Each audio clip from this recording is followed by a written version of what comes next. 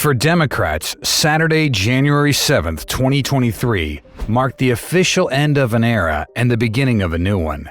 Representative Hakeem Jeffries of New York, a liberal lawyer and skilled political strategist, assumed his new role after Pelosi and senior Democrats Steny and Jim Clyburn announced they would be resigning from their leadership roles. Hakeem created history by being the first black congressman to serve as the leader of either party. Additionally, following 2 decades under Representative Nancy Pelosi, he symbolizes a generational shift for House Democrats. In general, there aren't many noteworthy or memorable speeches associated with the election of the House Minority Leader. However, Representative Jeffries' opening address to the 118th Congress as the Democratic Minority Leader, which he gave in the wee hours of January 7th, hit the headlines, drawing in millions of viewers. The entire speech was appreciated, but the conclusion really resonated with the audiences in the House and on the internet. The 52-year-old congressman's inauguration speech, labeled Jeffries ABC, adopted a creative alphabetical arrangement and effectively listed the Democratic Party's principles. Despite being a member of the political class of the USA for more than a decade, Representative Jeffries is receiving more and more media coverage after his appointment to his new job. Who is Hakeem Jeffries exactly? What did he accomplish to earn this position? The public is now, more than ever, interested in this prominent figure's net worth and wonders how many millions or billions of dollars he may be carrying in his pocket. He's rumored to be a millionaire. Let's delve a little further to find it out. A closer look at these aspects can shed light on his political career and what he contributes to the Democratic Party as it prepares to lose control of the House for the first time in a long time. So keep watching this video till the end, because we'll be uncovering some interesting facts about this well-known politician that you might not have known before.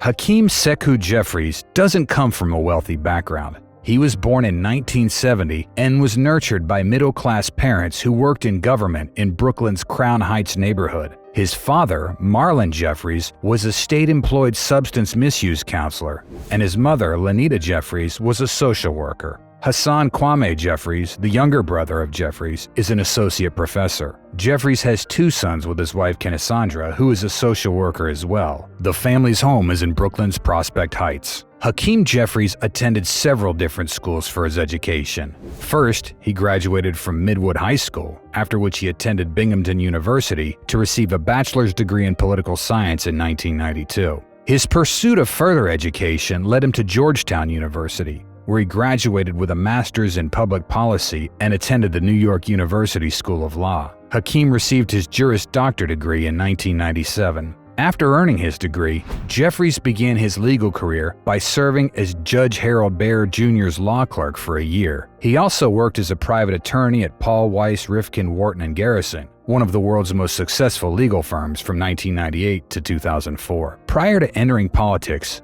Jeffries held positions as president of Black Attorneys for Progress and director of the Intergovernmental Affairs for the New York State chapter of the National Association of Minority Contractors. It's interesting to note that he reportedly claimed he was never lured to material success, but rather a desire to help others, and that his parents gave him his public service spirit. It is made to appear as though the representative has given up a lucrative legal career in order to truly represent his people and look out for their best interests. However, the question is, should one choose politics in order to help others? Surely there are other options. Lawmakers do indeed enter the political world with the label "man of the people." The unfortunate fact is that only a very small percentage of them are able to keep that title until they leave office. Jeffries' political career began once he was chosen to serve in the New York State Assembly in 2006. He made a 2012 bid for the House of Representatives and readily succeeded in the election to represent the 8th Congressional District of New York, which covers a portion of Brooklyn and the neighboring borough of Queens. Jeffries was in both the House Budget and Judiciary Committees. Additionally, he belonged to the Congressional Black Caucus and then rose to the 5th highest Democrat position in the chamber in 2019 when he was elected chairman of the House Democratic Caucus. In response to Nancy Pelosi's declaration that she would leave her position as Speaker of the House of Representatives and would not run for Minority Leader in the incoming Congress, Jeffries swiftly confirmed his candidacy. Having won his role without opposition, the House Democrats chose Jeffries to succeed Pelosi as their leader in the next Congress in November 2022. Jeffries took office as the House Minority Leader on January 3, 2023. Hakeem Jeffries staged a quiet revolution by becoming the first black leader in either chamber of Congress and the first House Democrat leader to be born after the end of World War II. This is likely only the first of many significant changes to come for his fast-changing party. Democratic Party leader Jeffries noted in his inauguration speech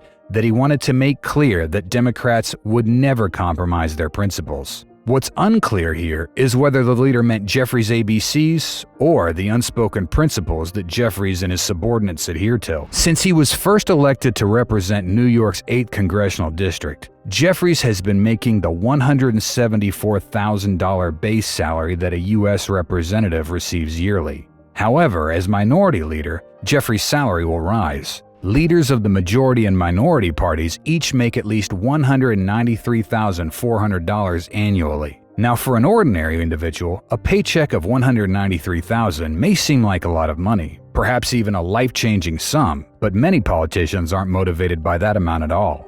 One example is Nancy Pelosi, who earned around $240,000 before leaving her position as House Speaker. Her longer term as representative resulted in better compensation. For Pelosi, who is worth over $100 million, the compensation raise was minimal and well below what she earns as a day trader on the stock market. Check out our video on Nancy Pelosi to learn more about her riches. Jeffries' net worth, though, is far lower than Pelosi's. The internet is filled with various calculations about Hakeem Jeffries' net worth. He's estimated to be worth about $841,000. However, a Brooklyn newspaper claims that he's only worth about $567,000. According to other estimates, his net worth is probably closer to $1.5 million. Others believe that he is in the middle and probably worth $1 million. Jeffries' net worth is neither at the top nor the lowest in Congress. Of course, the political class couldn't have poor politicians, could it? However, looking at a politician's financial standing in Congress might show how uneven the income levels are. Let's see how Hakeem Jeffries' net worth compares to that of other members of Congress. Compared to the top 25 highest-paid congressmen, Hakeem Jeffries' net worth is significantly less than the top 5. These 5 politicians, who are a mix of Democrats and Republicans, have a combined net worth of close to $100 to $200 million.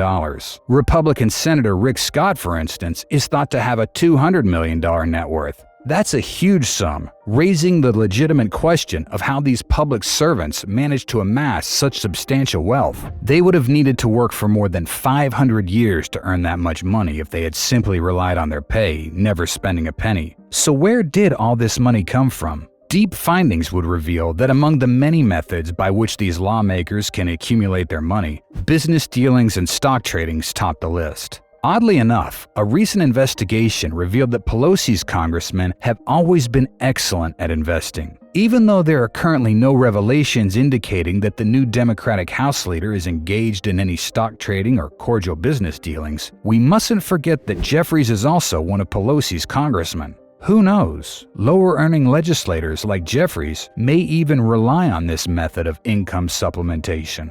Given that he is currently in the top position, there's a chance that his wealth will climb by thousands of percentage points, even if it's unknown what his true net worth is. As House leader, Hakeem Jeffries will undoubtedly earn more money regardless of his current net worth. Hakeem Jeffries will continue to maintain significant power within his own party, even though the Democrats won't be in charge of the House of Representatives in 2023. Would he be successful in regaining the majority in 2024? Let us know what you think in the comments section below.